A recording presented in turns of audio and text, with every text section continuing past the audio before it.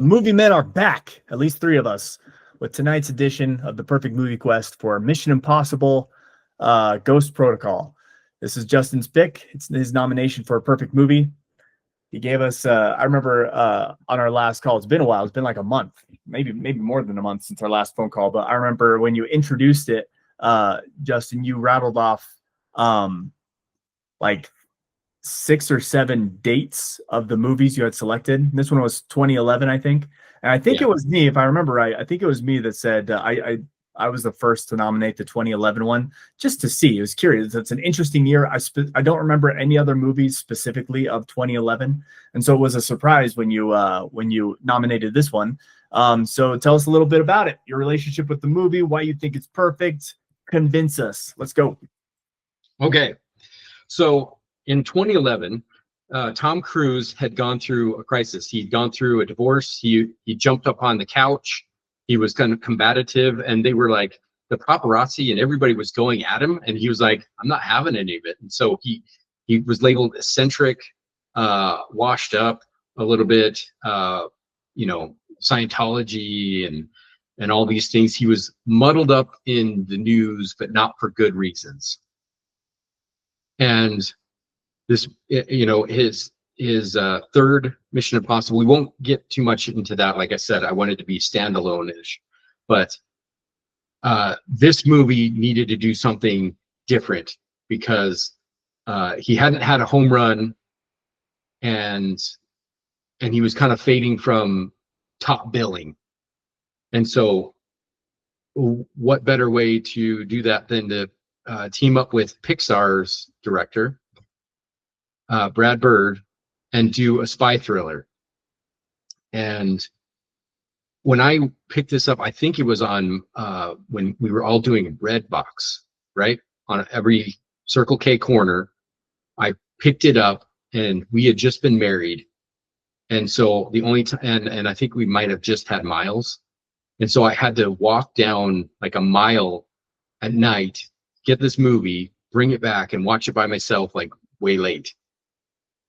And so when I put this in to the Blu-ray player that I got on my 42-inch flat screen TV that I just bought, this was a ride and a half, because when you're thinking about, CG was on the cutting edge, at least at that time, you're looking at your TV and going, oh, they're on a green screen. Everything's green screen.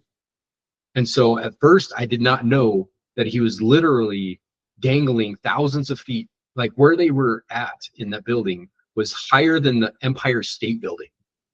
And you have your main superstar throwing himself, rappelling off of Burj Khalifa, higher than the Empire State Building. One wrong thing goes off, and even the director was like, I have the superstar dangling on one wire out, like my entire career, his entire career is out the window. So that scene alone gives you the wow factor. You have the score, which Mission Impossible scores are always, iconic. It may be generic enough that if I played all 6, you probably wouldn't know, or I guess there's 8 now. You wouldn't know which one is which, but they are iconic enough. This one has the, these are called sequences instead of scenes, right? There's 4 big sequences in this, which is not how a normal movie is done. And then you have building the ultimate situation, which I have not seen done better than this movie. So you have all of your main characters, and let's just, try to throw out that we've seen them before. But you have a team of international spies. One dies in the beginning, and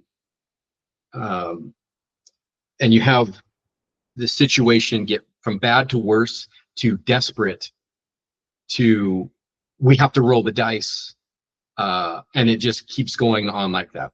So we'll have all these things set up, and then the first thing that you note that things are not going to go the way it was planned is not only the death of the super spy in the beginning, but when this thing will self-destruct in 5-4 and it doesn't. Like the first thing to go wrong will go wrong. And so all throughout the movie, it's like if we have to be 105% perfect, every single thing goes all the way to the edge. Like 100% is perfection, so they have to be 105%. And every time it ticks down to like the bottom line of this has to be done in the precise way. And I love this about this movie is that nothing goes right. And as Tom Cruise says, except for the team was correct. And that's why I think this is the perfect movie. And before you come at me with all those things that we normally do on these, just note that the bad guy in this movie is the nuclear bomb that's already in the air about to go off, not the generic bad guy that we see them chasing the whole movie. So I'll leave it there. Justin, that's a great pitch. A couple things that stood out is I like how you said they had to be 105% with their missions because they had to be better than perfect. But also none of them went exactly right. The only time I feel like the only movies where everything goes right and it's a good thing and you're still satisfied as an audience member is like the Ocean movies. I remember thinking that like at the end of Ocean's 11, even as a teenage boy seeing it in the theater, I was like, wait a second. Like as they're standing and watching like the water spout or whatever in Vegas at the end of the movie, I was like, wait a second, like nothing went wrong. Like not a single like trip up. They did that. Like everything went according to plan. And I'm not mad about it. Like it was kind of a cool, because like with the Italian Job or, you know, any heist movie, there's always like something goes wrong. Some stick gets thrown in the spokes. And I feel like this movie, Ghost Protocol, like you said, I have that with every one of these sequences, which on the one hand, I'm like, okay, these guys are professionals and it's Mission Impossible, but they make it possible. So why like an 105% accuracy? So why don't any of them ever go right? And it's almost like a waste. And let me qualify that here in just a second, but it almost feels like a waste because they do everything so perfect. And then at the very end of the sequence of their mission, like something goes awry and then they're found out and then there's a chase scene and a fight scene and everything else. Now, the reason I don't have a problem with that is because this is an action movie. And if everything went perfectly, swimmingly well, we would have no conflict, no action. There'd be no purpose for, you know, guns to be shooting or fists to be flying or anything like that. So I actually, you know, I appreciate that things don't go right with each one of the sequences, because obviously the way, you know, and I'm not the first to think this, but the way I look at Mission Impossible movies, especially these days, especially after Mission Impossible 3, essentially starting with Ghost Protocol, is this is a passion project for Tom Cruise to do some fancy stunt and get it on film and get millions of people to watch and be entertained by it, because that's what that's what he lives off of. Like that is his fuel in life, from what I understand. And so again, I appreciate that these operations don't go perfect and that they're actually found out at the end after you see all the stunts or you see all the intelligent gadgetry that like moves them forward. Like it's fun, like it's an espionage spy action movie. And so it's fun to see like the technology and these really clever ways of solving problems. And, you know, even like even Benji's, you know, fake inflatable arm, like all these like details that are just, it's fun to watch as an audience member. So yeah, I obviously I love all Mission Impossible movies. I'll pass the ball to Alan before I get into some of my critiques, but yeah, overall, I mean, this movie is excellent in my opinion. Alan, go ahead. And before he goes, there's one more thing that I didn't say is this was the movie that started him on the what is Tom Cruise going to literally do next. Before the Burj Khalifa, he hadn't, I mean, he did the first stunt that started his career off was him jumping out of the Mission Impossible, the first one, with the water behind him. There's like, we need a close up on you, and we can't do a stunt double for that. So you have to jump out of this window when the water is coming out. Can you do this, Tom? And he's like, yeah, I'll do that. And he got such a rush that the other movies, you know, he was actually cliff jumping, climbing in the second one, and then the third one he's running for 3 or 4 minutes on screen straight. But this is like, no, he is literally putting his life on the line and there's nobody else that can be up there with him. It's like him is rappelling and on the ropes, literally up in the air. And the scene where he goes, that was actually from them test shooting him doing that. And they're like, we have to put this in the movie. This is so cool and nerve-wracking. So that was the reason why Fallout happens and him on the side of a plane is because the proof of concept was this movie being on the outside and saying, is putting our star on the line worth the squeeze? And it was because of this movie. Yeah, just I would just add to that and say I agree. This was the first movie because everybody was talking about how he was climbing on that building and how it was a movie scene and how it drove the plot forward. Like this was a huge talking point for the movie was the stunt that Tom Cruise did. And you're right, it kind of set the precedence. Now when a Mission Impossible movie comes out, you're like, what's he gonna do next? You know, hold his breath for 3 minutes in the underwater scene or whatever he did. Yeah, 6 minutes. Yeah, whatever it was. But I would say that Tom Cruise has always been like that. It just took us, 20 years to catch up with that because I remember watching the documentary on Top Gun, and they said that when they first got Tom Cruise on board, he like pulled up on a motorcycle and he had a long ponytail as before they chopped his hair off military style. And he was like, I want to get in one of these planes. Like, yeah, let me feel what it's like to be a fighter pilot. Like he was like chomping at the bit to get into a fighter pilot and feel those G's, And so I think Tom Cruise has always been kind of an adrenaline junkie. And especially, like you said, Mission Impossible 2, he insisted that there was a rock climbing sequence in there that like, he's just, I don't know, he's an extreme sportsman. And I think that makes for a really good time watching Tom Cruise on screen. What do you think, Al? I don't know. I think I remember watching a documentary about his stunt double, also named Tom, from Mission Impossible 2. That right. I'm pretty sure he has a stunt double that looks really like him. and he has ideas like when he's up in the air in the motorcycle, look at the camera and say, "This mission just got a hell of a lot more possible." Right? That's right. Same documentary. So I don't know. Might have to fact check you there. Yeah, dude. I love Tom Cruise for that reason. I think we've talked about it before. Like Tom Cruise is an entertainer, and he just gets so invested into his projects. Like he wants people to have a good experience at the movies when they go, and he usually pays out. You know what I mean? So I think I told you guys, or when Justin announced it out, like I think he caveated. He's like, I know it's part of a franchise, so you got to take that with a grain of salt. And I was like, you know what? I'm gonna try and watch this as a standalone because this is kind of like the re-kickoff, right? Like they did Mission Impossible 1, 2, and 3, and then this one was kind of like the relaunch.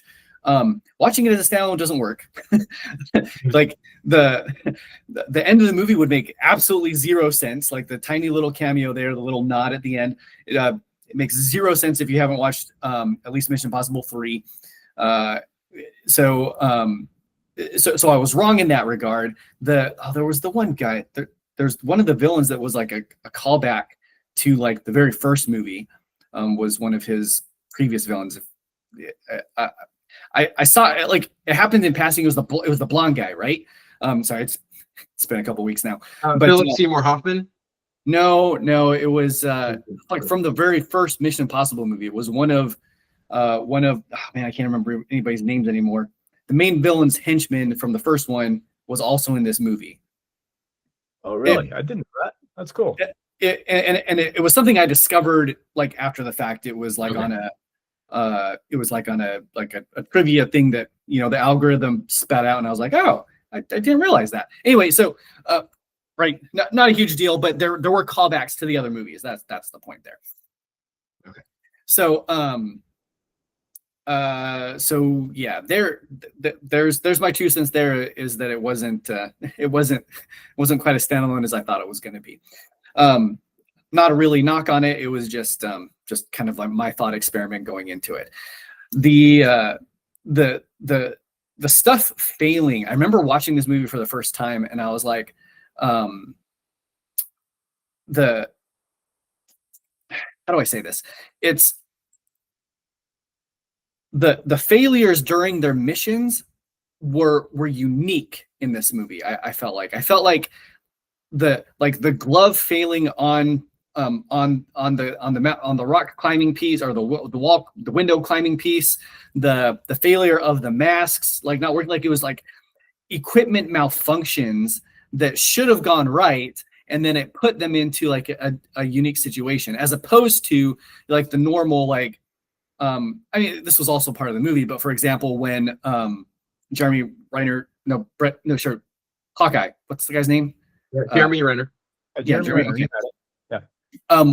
When his eyepiece was like recognized by the other chick, right, and kind of gave them away or whatever, like that kind of stuff still happened. It was like, oh, something's about to change, like the dynamic has shifted, like time to adapt and react and you know, have another fight scene or another chase scene or whatever. Like that stuff still happened, but there was something funny and unique about like, now the equipment's malfunctioning, so now they have to try and like figure out how to get past that obstacle instead of just like, you know, the regular kind of spy stuff. So I kind of actually appreciated it, because in the previous 3 movies, you didn't really have that. Like the stuff always worked the way it was supposed to work. And then, you know, it you know, moved things forward, and it was like cool and like gadgety and scientific-y and, you know, fun, but it was a plot device. They're all plot devices. This time the plot devices failed, and so then they had to figure out a different way to combat it. So there's kind of my 2 cents on that. And yeah, I'll pause there. Like that was fun. Let me do some critiques, if that's all right with you, Justin. And I'd like to hear you. This is. I was just gonna say, like, I'm fairly confident that this movie is an 8 for most people, even if they're not a huge Tom Cruise fan. But it's like, where are you guys, like, where are you finding the flaws? Whereas to me, this movie is one of those things where I'm confident enough to say, for me, there are no flaws that I wouldn't say that this is a 9.5 for me. So that this is where I'm like, oh, what is it going to be? What is the nitpicks that, not nitpicks, maybe it's a big glaring thing that my brain hasn't even thought. So I am really excited to say what is wrong with this movie that wouldn't make it perfect in somebody's mind. Yeah, they are nitpicks, because this movie is excellent, no doubt about it. And some of it is personal taste as well, which we'll probably disagree on. But let me just rattle off a couple things, and also I want to hear you know, Alan's responses. Maybe there are solutions to these. But the first thing is, I felt like maybe, you know, in the heat of the moment, I can't think off the top of my head of every single time this happened, but it happened a few times in the movie where it felt like the technology and the devices that they were using were very conveniently relevant to the situation they were in, even though the IMF had been disbanded and they just had to, you know, they just had to gather the supplies that were left over in that one, you know, safe spot or whatever, that safe zone. Like it almost felt like, you know, to use an extreme example of a terrible movie, you know, Batman and Robin, where it's just like every situation that they click their heels and they've got ice skates, you know, it's just like, or they need a laser and he has a laser. It's like his bat belt has every relevant tool or gadget that they would need in a very specific, narrow situation. And it's just like, that's not believable at all. Yeah, plot device. And so, like, for example, you know, the sticky gloves. In what other scenario would those need? Like, why were those just in the, you know, in the storage compartment of the IMF safe house? Like, I guess you could like, what other glass buildings would they need to scale using, you know, using sticky gloves? Almost any city they would probably have to climb outside of a building in every city around the world. Again, that's like that's close enough plausibility to me that it's not a big deal. Whereas that was pointed out, the mask not working, everything else they use, like the cutter for the glass, worked perfectly the first time they used it. And when you put on the gloves, they work perfectly. And so it was shocking that they didn't work at the most crucial point. You know, it sparks and he falls. And then as he's climbing, one is failing, you know what I mean? And then when he gets through the other one fails. So to me, that was more of like a little bit of convenience, but still plausible enough. It wasn't just on the nose, like, we have the anti-gravity gadget to fix the gravity problem. Yeah. It was plausible enough.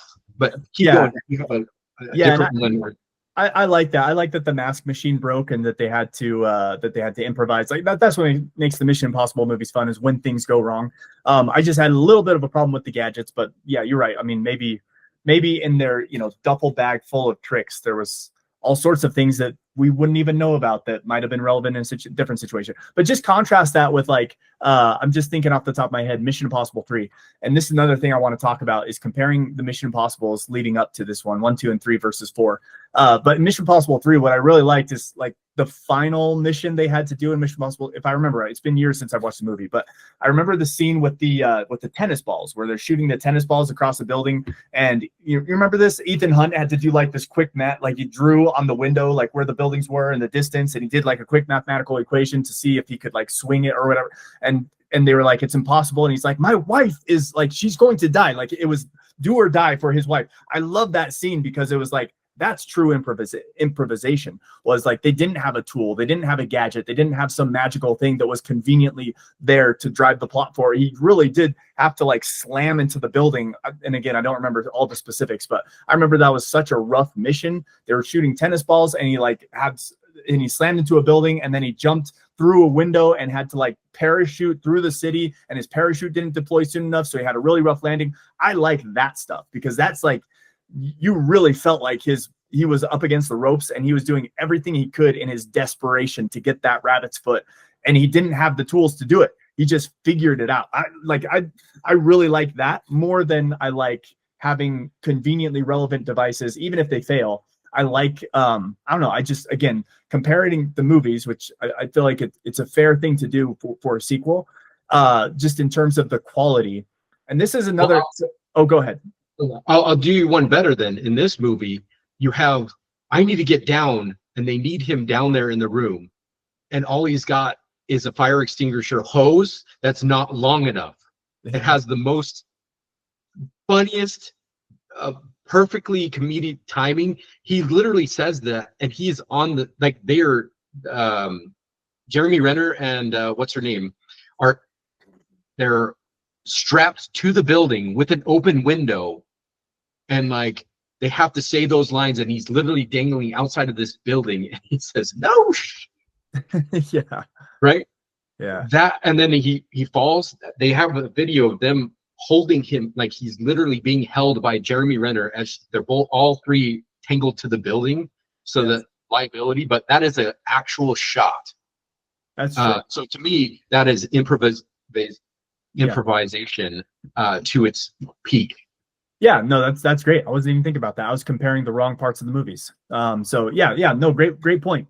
But this leads me to kind of a broader issue that I have with the movie, and that is, and again, this is where we're going to differ on personal tastes, and I like to hear Alan's feedback. But me personally, I'm gonna get shunned by the movie community by saying this, because everybody knows that Mission Impossible 2 is the worst out of the franchise. Everybody knows that, but it might be my favorite out of the Mission Impossible movie. I know I'm wrong, but there's something about friggin' Ethan Hunt with his long hair sliding across a broken glass-filled floor, dual-wielding pistols, shooting people. I don't know, like John Woo, the director of Mission Impossible 2, really knew how to titillate my teenage mind with an action movie. I freaking love Mission Impossible 2, and the plot was awesome. Like to intentionally infect an entire population with a sickness in order to sell a vaccine. Sound familiar, anyone?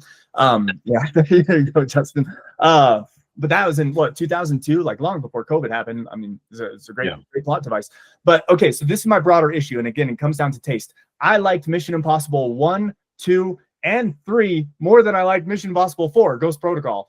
And I could give you the reasons, but we don't have time here. But just personal taste, I was like, when you picked this one, I was like, that's like right in the middle of the franchise. It's like kind of a nothing movie in my mind. When you first announced it, I'm like, I don't really remember specifically. Was this the one where he's underwater? Was it the one where he's on the airplane? Is the one where he's on the outside of the building? They all kind of get jumbled after 3 for whatever reason. And again, maybe that's just my mental deficiency. But 1, 2, and 3 are very distinct in my mind, and I love them all. And so when you announced Ghost Protocol, I'm like, if I don't remember what it was, it probably didn't have the wow factor. But actually, what you said at the beginning of this phone call, of this discussion, of the building and of the stunts, and you reminded me. Well, as you were saying that, I was like, I want to add to that because when I was watching it this last time, I was actually really impressed by the effects, by the stunts, the big dust storm that came through. Like this movie actually did wow me. I just forgot that it wowed me.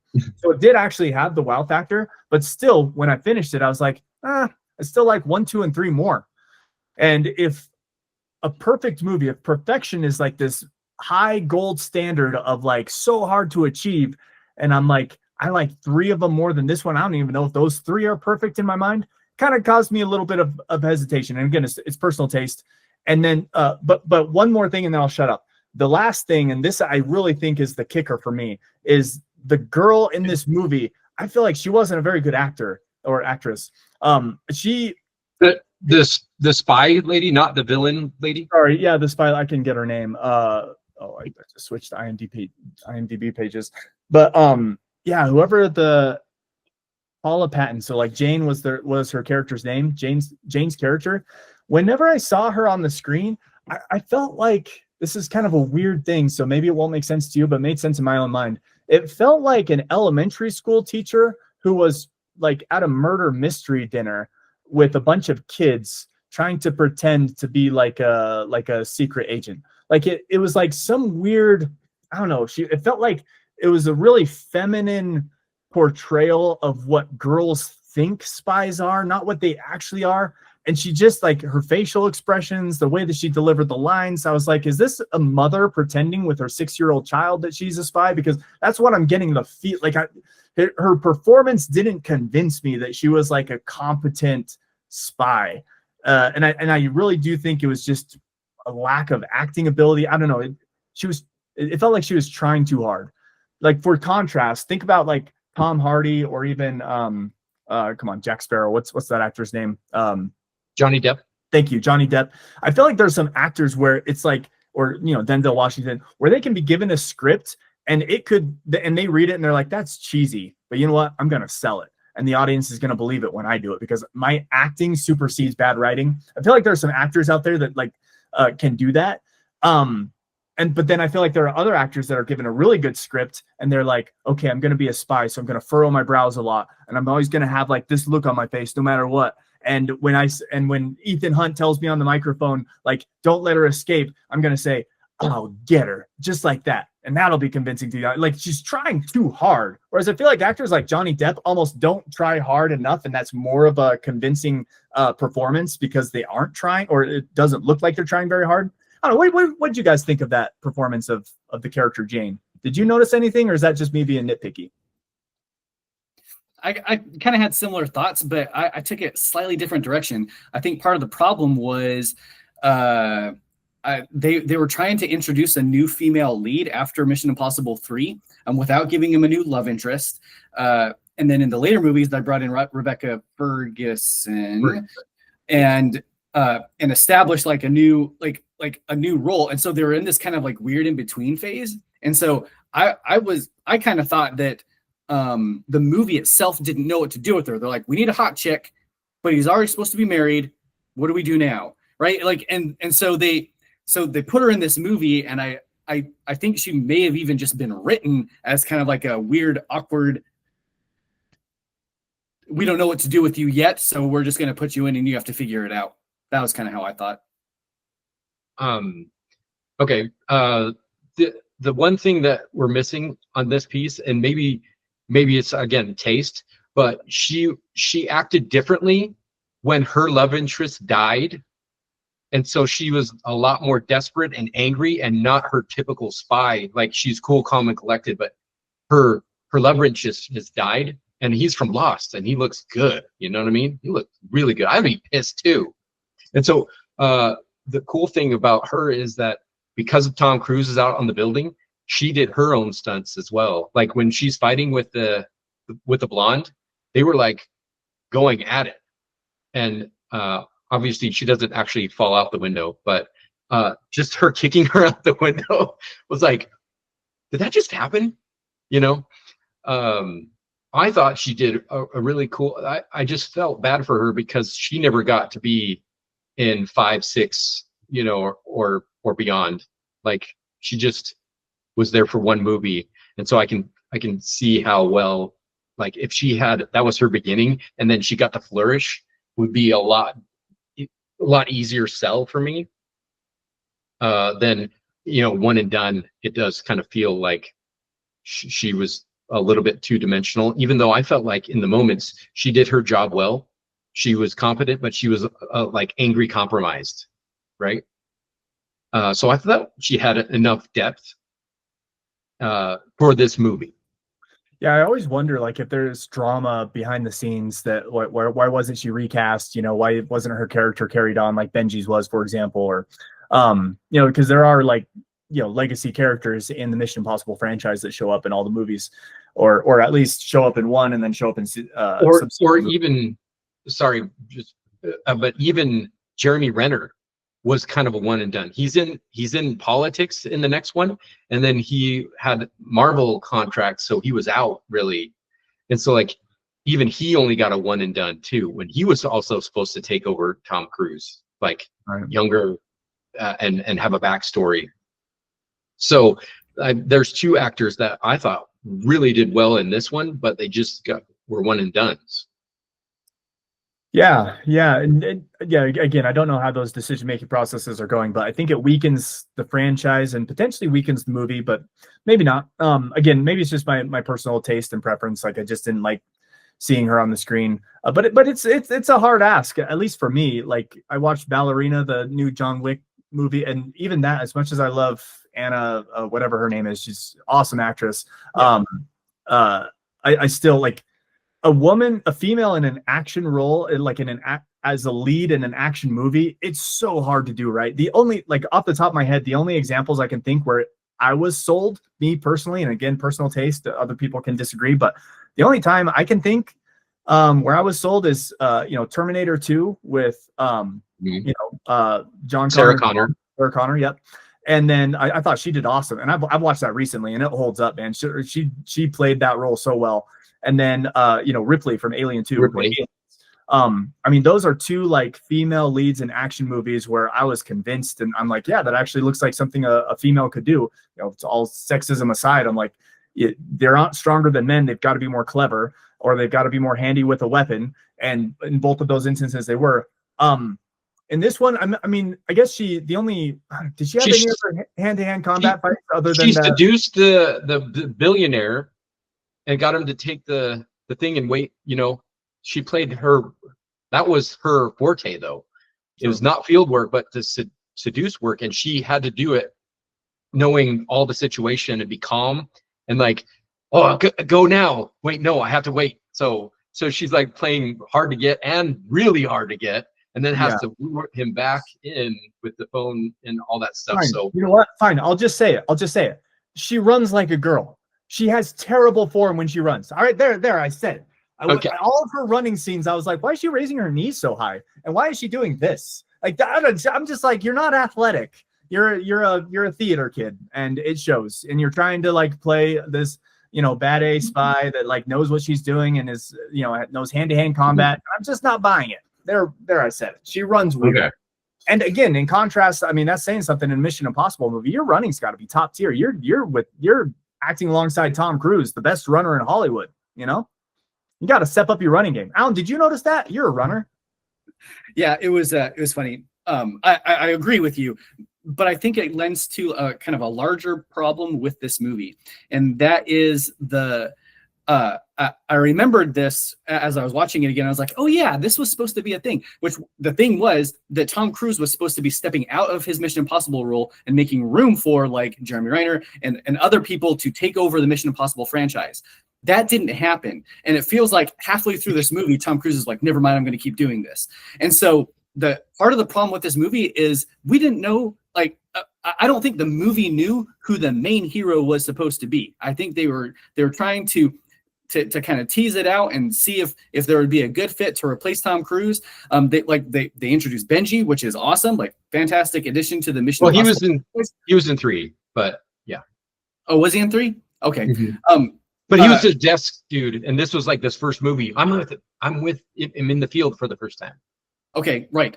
And then and then also like the cameo with Duncan at the end, right? Like was just like, why did you bring Duncan back if you were, and then make him a main character like later on in the other movies again? Like I don't. This was the weird transition between the 1, 2, and 3, which was like 1, 2, and 3, and then we have 4, which set the tone. Like Bo already said, like all the other movies were almost like copycats. Like they kind of blend together from like a Mission they're Mission Impossible movies. They do the same thing kind of over and like this is the rinse and repeat model now for Mission Impossible movies, and this was the first of those, but they didn't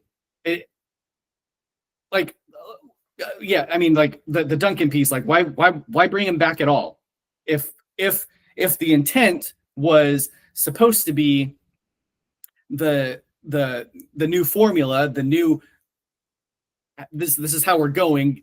Tom Cruise is stepping aside. We're passing off the baton to the next generation. Then why do that at all? Like, why are you bringing back a legacy character just for the sake, just to shake his hand at the end of the movie, right? And then make Jeremy Renner such a big role, and then put him off to the sideline in 5, and now he's just a desk jockey politician or whatever. Like, I feel like this movie didn't know where it wanted to go, and that brings me to my largest critique of the film. So before Justin responds, my biggest critique of the movie is they shove so much action in your face that if you step back and look at the actual plot, it's kind of ridiculous.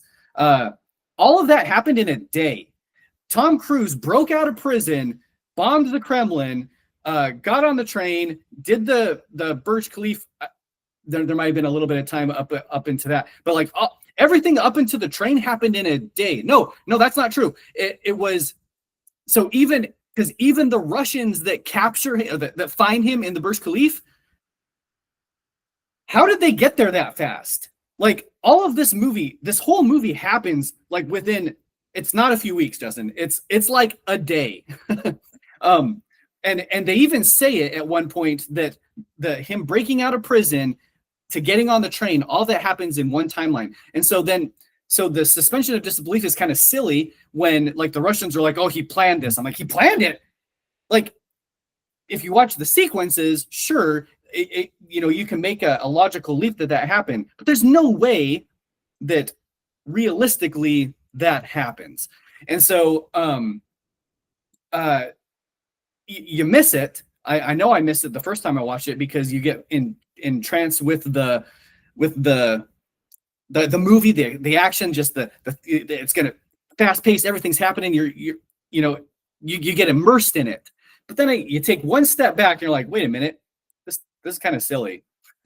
And so I don't know if that's just inherent to this one particular movie, because I haven't watched a lot or any of the Mission Impossible movies in a long time. So this was kind of a one-off, but watching it with that critical eye, I was like, do all those movies do this? Do they just kind of like, they don't care about timelines and like the believability of sequences of events, because this one doesn't pass the sniff test?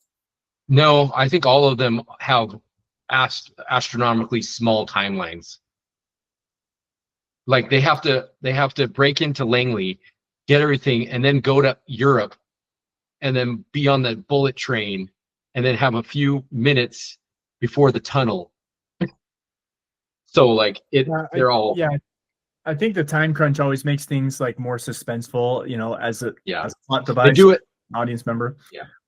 When he said this message will self-destruct in 5 seconds or whatever, remember he said this needs to happen in 4 hours. So Alan's right when he gets the mission, he's out of prison, he gets right to the mission, he's still in his prison clothes. 4 hours later, they need to be in the Kremlin. So yeah, it is kind of it's way fast. But in conjunction, I want to give you time to flesh this out, Justin. But just to piggyback on what Alan was saying, he reminded me of another critique that I had, and that is. This is another reason why I like 1, 2, and 3 the most, is because 4 on, I literally rolled my eyes when I was watching Ghost Protocol this time, and she's explaining to him in the van after they get him out of prison. At the very beginning of the movie, she explains to him that they're getting nuclear, like Russian nuclear codes. That's what they need to steal because they're going to be given to a guy. And she says something like, I forget the exact line, but she says something like, he'll do anything to set off a nuke. And I'm like, that doesn't sound like a good bad guy. famously, Thanos is a great bad guy because he explains what his purpose is, and people in the audience are like, kind of get it. Like that's what makes it good. But this whole like twirling the mustache with his finger and laughing evilly, I want to blow up the world. That's literally that. He's That was literally, Blofeld. those are the bad guys, like you said at the beginning of this call. The bad guy was the nuclear bomb. That's the bad guy for the next few movies, if I remember right. Because I remember in the theater for Rogue Nation, I think it was the same thing. Is that the one where he's in the scaffolding at the beginning of the same thing? Yeah. That a bomb is going to be released to a bad guy who's going to blow up the world. And I'm like, that's like lazy writing. That's a lazy bad guy, in my opinion. Nobody does that. Nobody wants that. And it, like, I don't know, it kind of takes it up because it's almost like the stakes are too high. It almost feels like, the first Spider-Man movie in the MCU where Tony Stark says, like, leave the big stuff to the Avengers. You're a neighborhood Spider-Man. Yeah. And so, and it's like, it's kind of like if it's too big, if it's too like, outer space, aliens, Avengers, like it almost got too big where you're just like, I can't even wrap my mind around this. Like, what are they supposed to do about intergalactic drama? It almost feels like that with the Mission Impossible, where it's like, oh, he wants to blow up the world, but why? Oh, he wants a nuke to blow up the world. Why? Whereas in one, it was like there's espionage and a lot of politics. In two, it was, the Chimera, the disease thing. In three, it was arms dealing. Like those plots, those bad guys made a lot more sense to me than this one. Like, I want to blow up the world. If you look at his reasoning, he's like, Russia is at the economic collapse and you need to collapse all the world governments to do it. And he's like, well, this is like the plants can grow on the other side of war. So he did have a Thanos type mentality where like we have to break a million eggs for flowers to bloom again. And he was willing to pay that price. And that's why I say this is one of those movies where typically I'd say if you don't have a great villain, and this is why 3 has the best villain of the Mission Impossibles, but when you can't just have, most of the time it's like, we're going to stop the nuke from happening. And they're like, whoa, we just saved them from the nuke. This nuke is literally in the air traveling to, I think it was New York City. I don't remember the city that he targeted, but I think it was, the building came off of it. But it was the fact that, no, they're racing against time more than they are racing against the bad guy. Yeah, and I can see that. I don't know. Maybe because it's less personal, it doesn't feel as impactful. Because you're right. In Mission Impossible 3, can we just give a quick shout out? Like Mission Impossible 3, I think I've said this on a previous chat, but it has the best hook of any movie I've ever seen in my life. That first scene where Philip Seymour Hoffman is interrogating Ethan Hunt as he's staring at his wife gagged and like sweating and bleeding, and he shoots her in the leg as he's like interrogating, and like, again, anybody who doesn't think Tom Cruise is a good actor, watch that freaking scene. He is rattling he's trying to break out of his handcuffs. He's got his eyes welling up with tears. He's begging, he's pleading, he's screaming. Like that scene is so freaking good. And do you know why? Because Philip Seymour Hoffman was giving him, like, he was passing him the ball. He was giving him something to act against. He was such a good villain, man, in Mission Impossible 3. And so I don't know. I want a villain. I don't want a scenario. I want like a bad guy that he can fight, or a villain that he can play off of, like somebody that you can hate in the movie to really like drive you rooting for Ethan Hunt and his team to succeed. Again, Mission Impossible 2 had maybe not as good of a bad guy as Philip Seymour Hoffman, but it had a specific villain that he had to conquer and fight and vanquish. I don't know. Fighting a bomb, fighting a nuclear bomb, fighting a threat, fighting multiple people who want to blow up the world. I don't know. It just isn't as powerful of a storytelling device as having a specific bad guy that has actually a really reasonable purpose for what he's doing. Have you guys seen the new one? What was that, Al? The new ones, the most recent one. It was a 2-parter. I watched the first one, and I think I fell asleep during the second. It kind of got, I don't know, kind of got stale. The first stale. Yeah, and I think it leads to your point, right? Like, wasn't the villain AI, right? Like, yes, I think so. Yeah, so I mean, just a very arbitrary, just nothingness villain. We need to save the world from everything. Yeah. So what do you think about that, Justin? The villain sucks in this. I already prefaced that. But yeah, to me, that's why to me that the biggest the biggest hurdle to me is the lack of, like, dare I say, a Darth Vader villain to root against. But that's why I say there's very few where a nuke is in the air and it doesn't go off. And I mean, that's a clear and present danger, right? That they went there as far as, like, the stakes were high, and obviously it didn't happen, but the fact that it almost did, and it was Ethan's fault during the whole last half of the movie, is like he gambled and he lost, and this nuke is in the air because he couldn't afford to lose any of his team. Is also a trope that follows him the rest of the way. That's compelling. That's a compelling reason. Real quick, do you guys know if Tom Cruise produced this movie? Because I know he produced some of. I think he might have. Yeah, because I mean, I think this might have been the first one he started to get. Maybe this was the first one. I know, like he bought the franchise essentially, like it's his. Like he is Mission Impossible now. Like he is Ethan Hunt, because I noticed on the later ones it started showing like he produced them. And so I don't know. What you just said reminded me of a thought that I've had where I'm like, I think what Tom Cruise did is he's like, I want to scale the tallest building in the world and get it on film. Let's put it in a Mission Impossible movie. I don't know.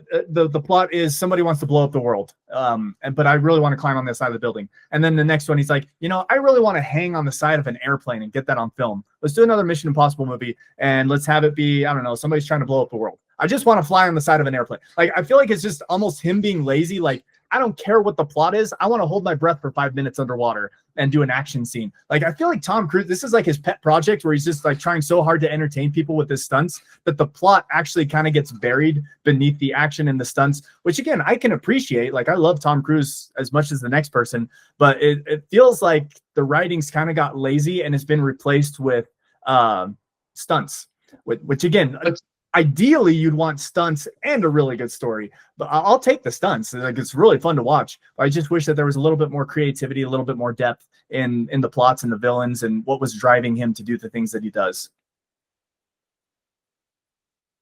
I would say this, because of this movie and the success, like, they had to get 26 windows out of the Burj Khalifa to put IMAX, the hardest freaking big old contraptions, out the windows to capture the vista in this. It was only done in The Dark Knight and then this movie.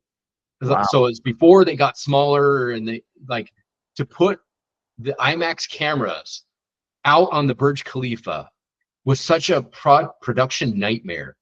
And the proof of concept worked, that they could do future mission. I mean, they don't do this. They don't have Mission Impossible 5, 6, 7, and 8 in Tom Cruise's legacy, right? Everything was riding on him dangling off of a building and capturing that scene. Cinematography is great. To me, this is the putting all the chips on the table with digital revolution and green screening everything. If he doesn't do this, I mean, studios are like, why would we even do this anymore? It's just way cheaper and faster and easier and less like lawyers if we just do green screen, and this never happens anymore.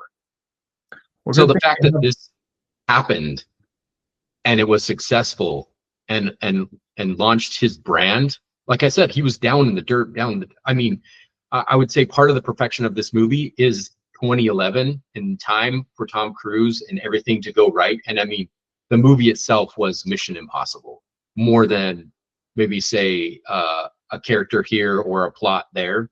Like the timing for Hollywood and this movie was also an impossible thing that was accomplished. And I would say I personally like it better than 1, 2, 3. The only one I like more right now is Fallout, but you can't have Fallout without Rogue Nation. And I hate to put it, you know, compare 4 from the others to help you. You know, I want it to be a perfect movie without saying, well, it's better than this one because it did it first, and you know, it did it there. But I'm not adverse to being petty.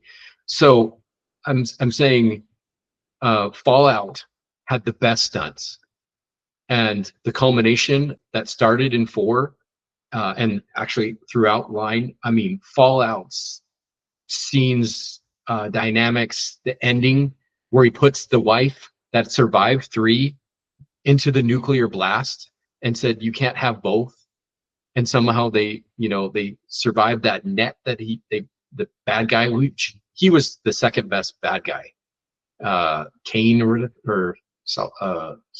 I can't remember his name now.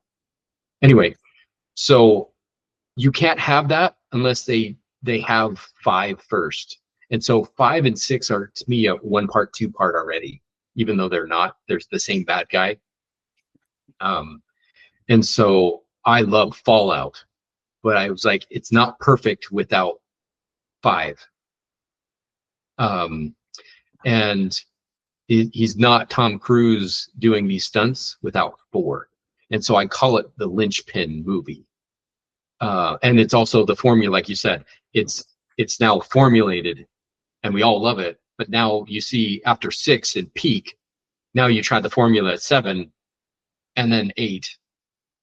It's not as sustainable, and like the crest is now gone.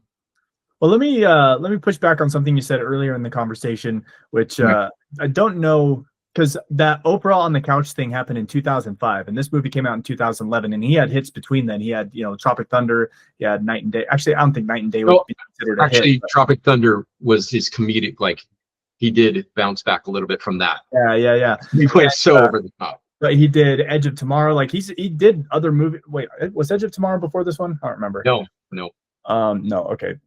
But he had some hits before this one. I really think what maybe if I would refine your thought a little bit more, this is the one where it's like, Tom Cruise is like 50 and he's still looking young and doing stunts that other actors wouldn't even dream of.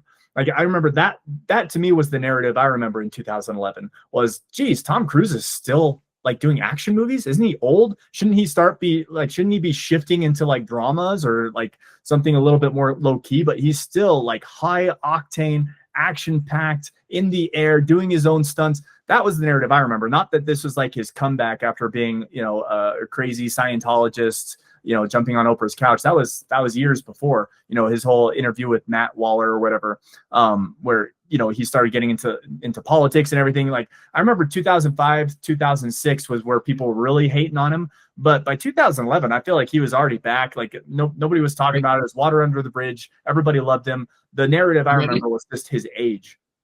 You ready? 2007, Lions and Lambs. Don't know it. Tropic Thunder, but he wasn't the main character. Like he's not even in the 3. It says Black, Stiller, and Downey. So he was just like a good.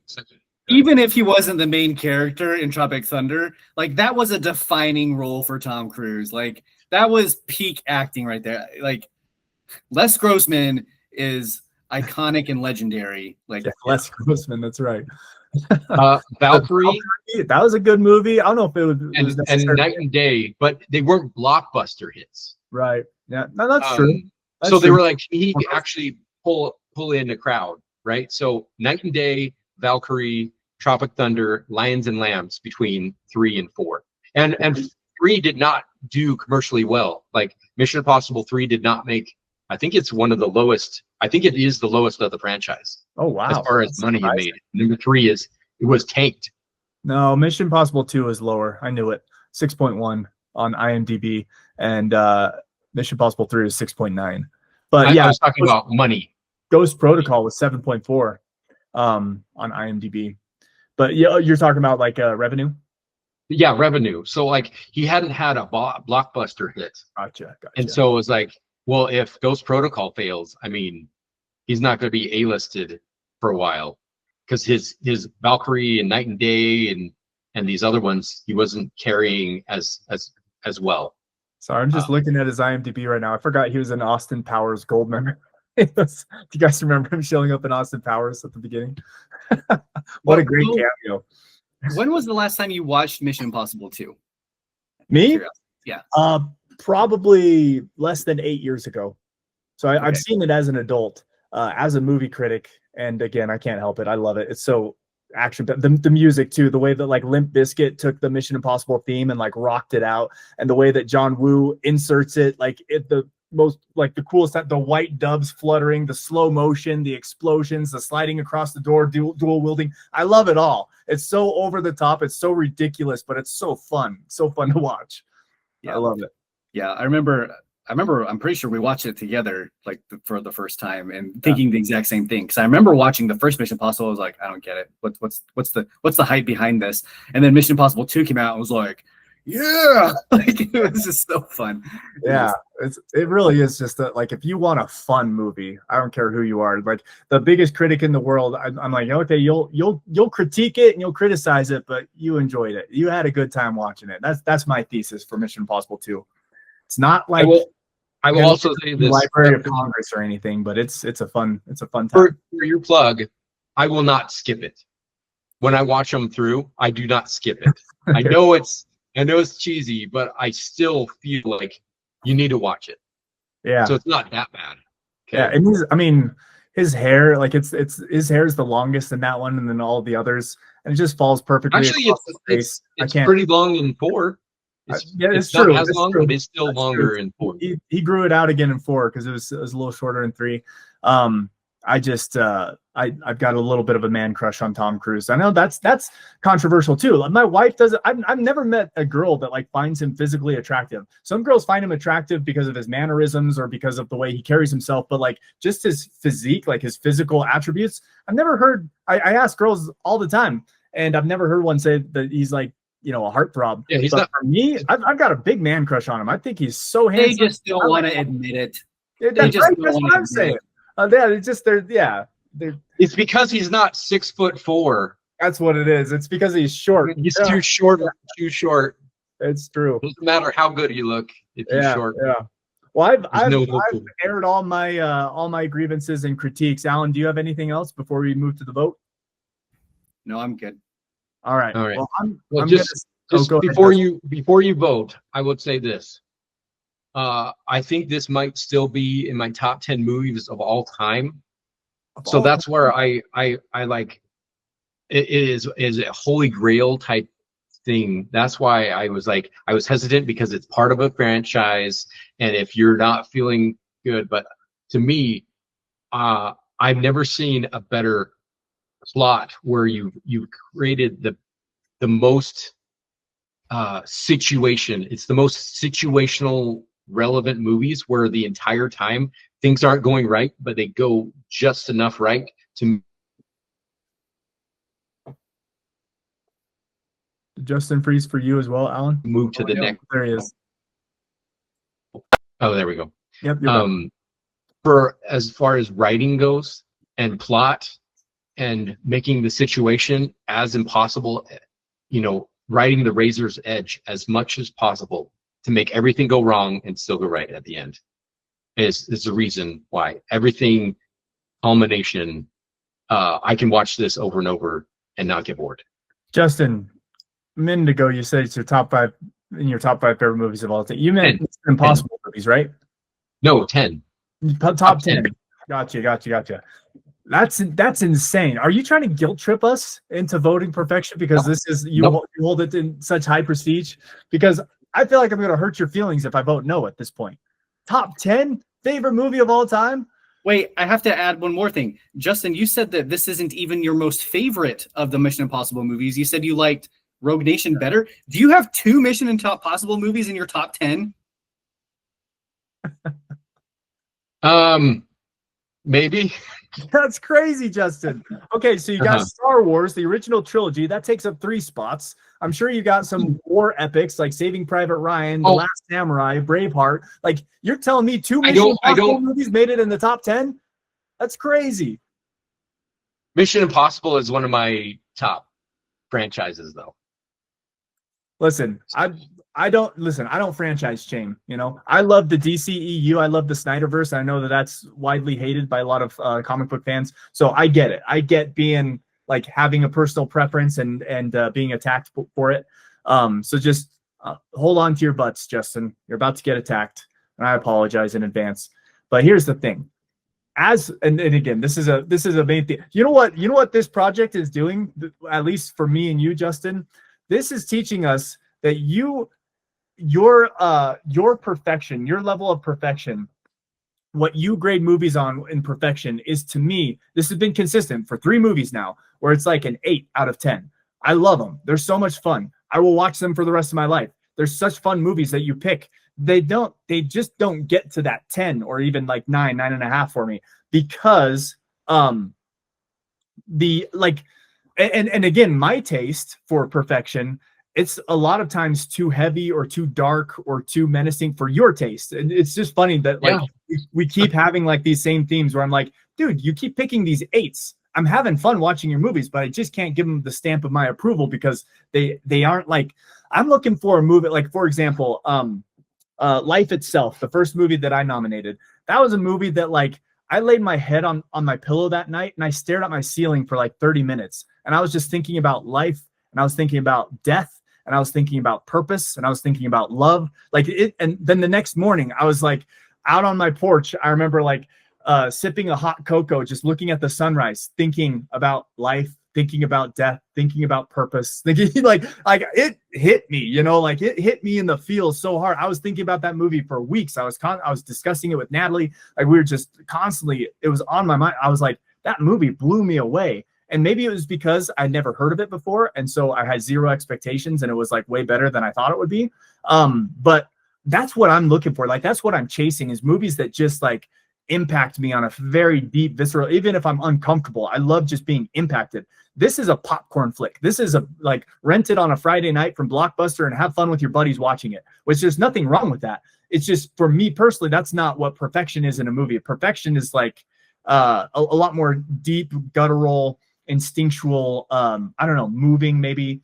And that's why, you know, when I went on your last movie, El Dorado, I went on that whole spiel in Marco Polo about like really respecting the wow factor. I want to be wowed on a very deep level. This wowed me on like a surface action entertainment level, which I think I said earlier in the conversation. This did have the wow factor. It's just the bad acting from the lady, the nuclear bomb being just too much of a generic plot, like evil plot device.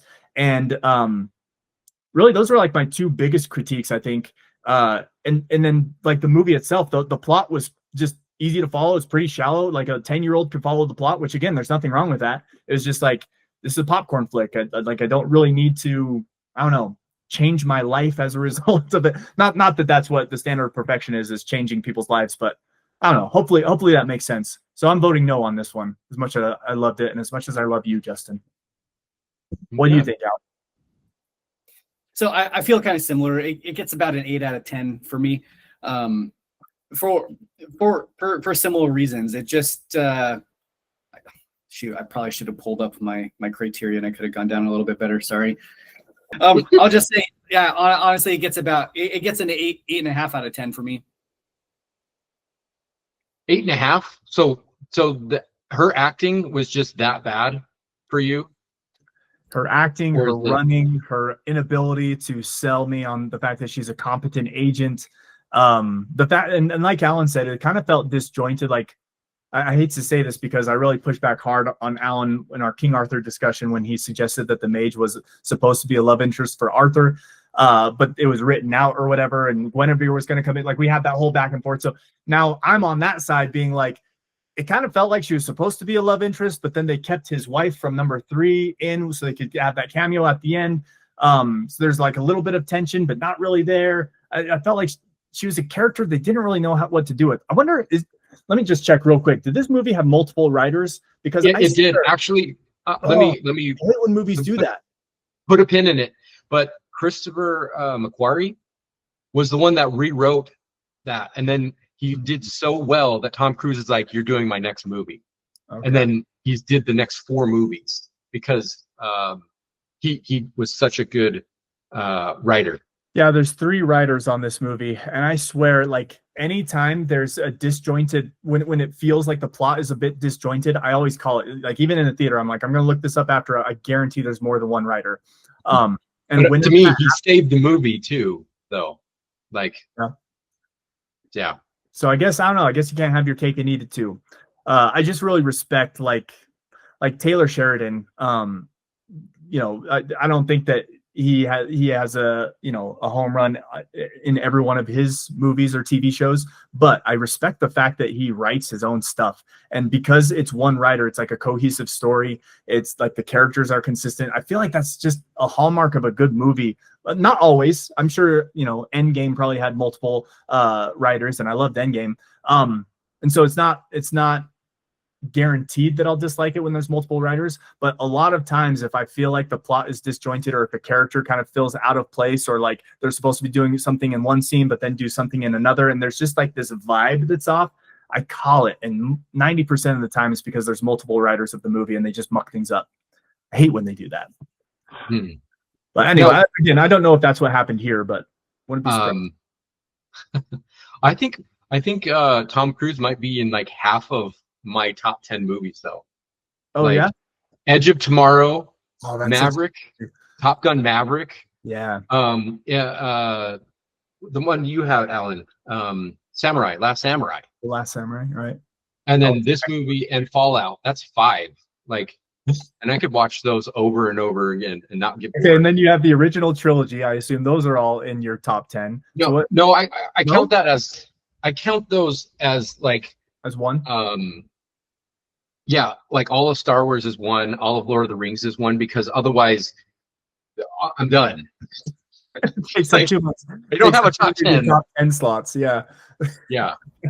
Yeah. No, that's fair. I like that. I'm gonna do that from now on. Like franchise. So I just, and I count those like blasphemously as the Godhead, right? Like nobody's ever touching Lord of the Rings. And I even lump in the Hobbit trilogy, which is great, but it's not as great as the original. I love it because I've read the books and I've loved the lore, and I just like watching it, even though like he took liberties with the Silmarillion and fleshed out a whole orc thing that wasn't really there. But overall, it's like an addendum to the Lord of the Rings trilogy. And then the Star Wars original 3 are great. And then you have the next 3, which are, the prequels are great, but they're not that great, right? But they're an addendum to that. And so Rogue One also can fit in there, and Solo, and you can have all their stupid, you can cut out most of Disney, but you're too greedy, Justin. That's a greedy way to do a top 10 movie list. I'm telling you right now.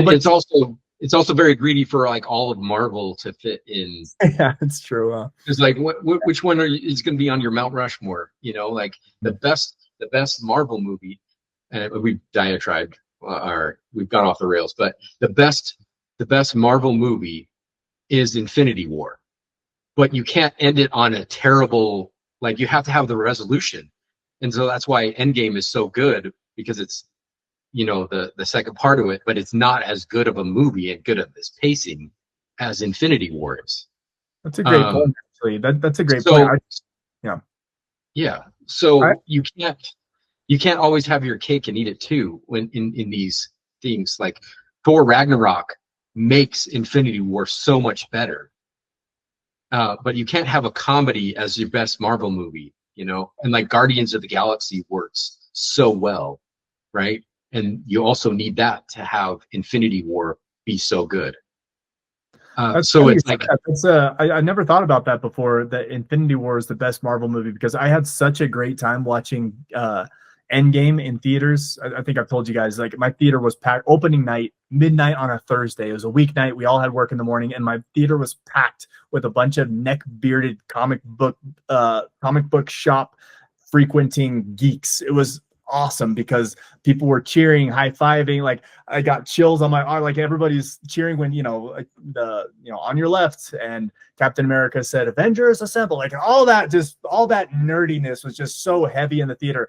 I had such a good time, but I forgot that really Infinity War probably was a better movie.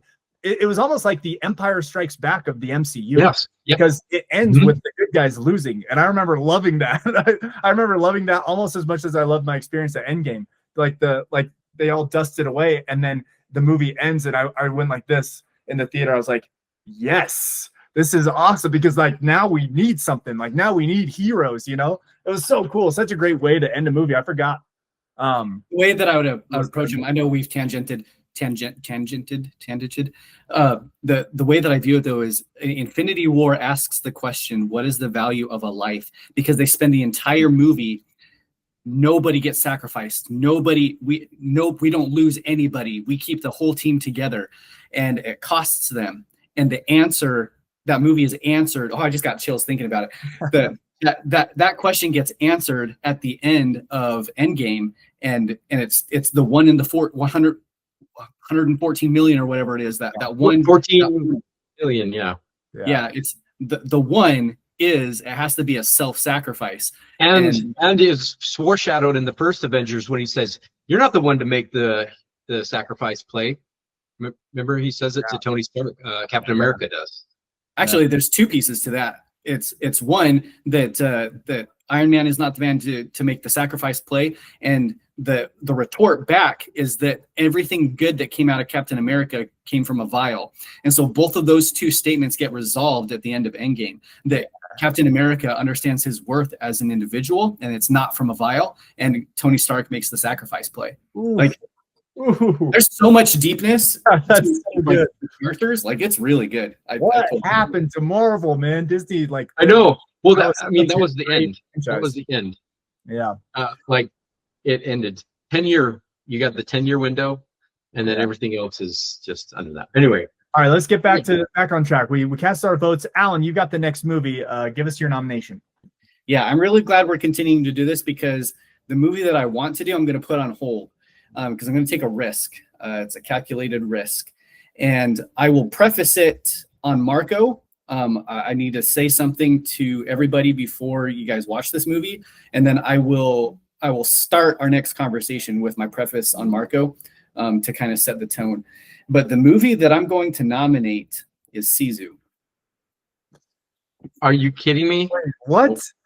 Yeah. Alan. Oh, okay. Actually, I'll wait for your preface because I don't want to put words in your mouth. Let me just. Can I just say though, for the audience at home, you were the biggest critic against Sisu when it came in theaters. I hated this movie when it came out, and I did. Go out, buddy. Yeah, I remember you saying. Yep, I hated this movie when it came out, and I passionate. It was Marco. I was all over when I started Marco Polo and the Movie Men. I know.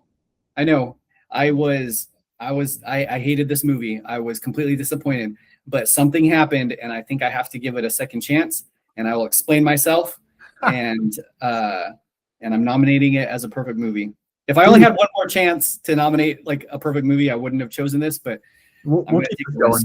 Yeah, we'll keep this going so you can get your actual choice. But that's so funny because I swore that I'd never watch this movie again after our discussion. And so now you are forcing me to turn it back on, to give it another chance. And I'm excited to see your reasons of what changed with you. And maybe I'll see it the second time viewing it as well. It's great, Al. I love it. Take a risk. Yes.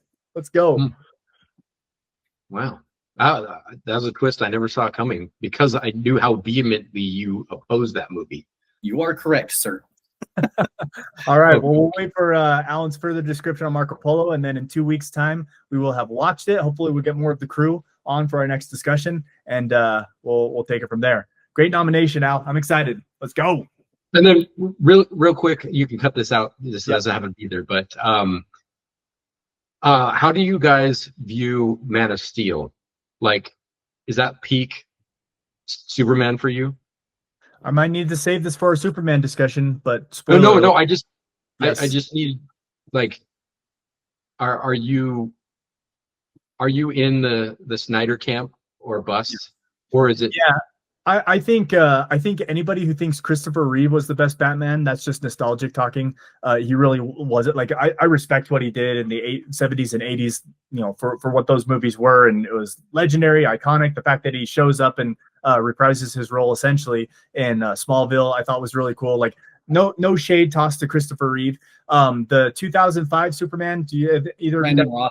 Yeah. 2006. Yeah, or 2006. Yeah, I was like, he's too. Just he didn't stand out. He didn't really do a good performance. This new Superman, I think, is the second best, but Henry Cavill will, unless they change anything, Henry Cavill has been the best Superman on the big screen in my opinion, ever. Mhm. What about you, Al?